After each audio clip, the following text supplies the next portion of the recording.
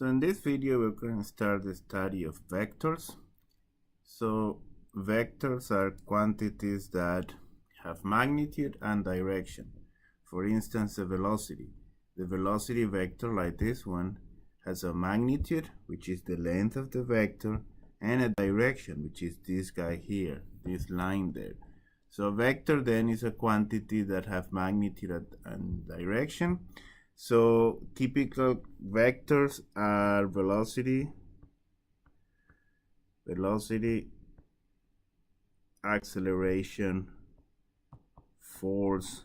Those are examples of vector, as opposed to just scalars, right? Scalars,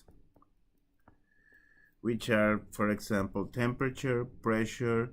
Those are just numbers. The main difference between a vector and a scalar is that for a scalar, you just need a number to represent the whole thing. So then a vector is a physical quantity that has magnitude and direction. So a very important vector is the displacement vector. So if you move from point A to point B, then the displacement vector is a vector that goes from A to B, right? It has this length, right? Whatever this length is. Imagine this was 5 miles, so then that's the length of the vector. And the direction, it has a direction here. So, and another important property of vectors is that if you have two vectors that have the same length and the same directions, they are equal. So the two vectors are equal if they have the same magnitude and direction. For instance, here we have these two vectors, ds and dv, and they are equal even though they are applied at a different point. The starting point here is different, but the vector itself, the vectors are equal. So with vectors, we can do two things. One is multiply vectors by scalars, and we'll look at that later. And the other one is vector addition. So to understand vector addition, then let's look at the next displacement. Imagine that you start here at P, right? And then you walk 4 miles east, and then you walk 3 miles north. So your displacement is the vector that goes from P to S.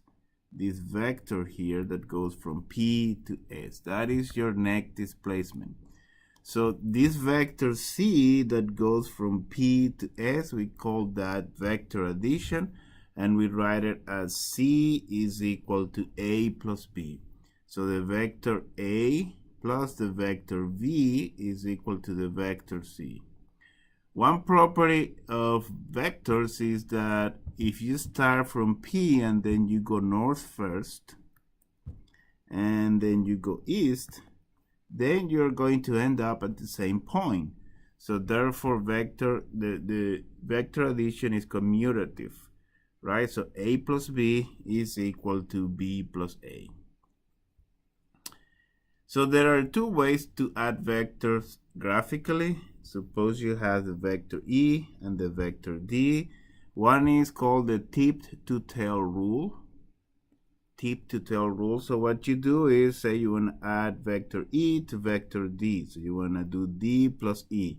So you take vector D and then you slide it all the way here, right? So the tail of E should coincide with the tip of D, like this, and then your vector addition is this vector that goes from here to here.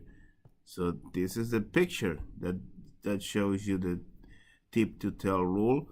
The other way to add vectors is using the parallelogram rule, and in this case you're going to trace two lines. You're going to trace a line that goes parallel to D and a line that goes parallel to E, and then your vector addition is the vector that goes from this point all the way there. So this is the parallelogram rule, and this vector here is D plus E, and this is D plus E.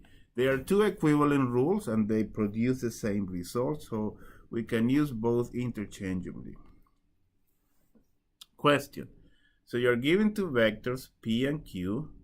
what is P plus Q? What is the vector P plus Q? Take a minute to answer this question, maybe just draw it on paper. Okay, so let's see P plus Q. So I'm going to draw the vector P here, and then the vector Q here. This is the vector Q. So then I can then use the tip to tail rule. So I'm going to move Q all the way here, and then the vector P then is going to be that one there. And if I look at my possible choices, then this is my vector solution. Thank you.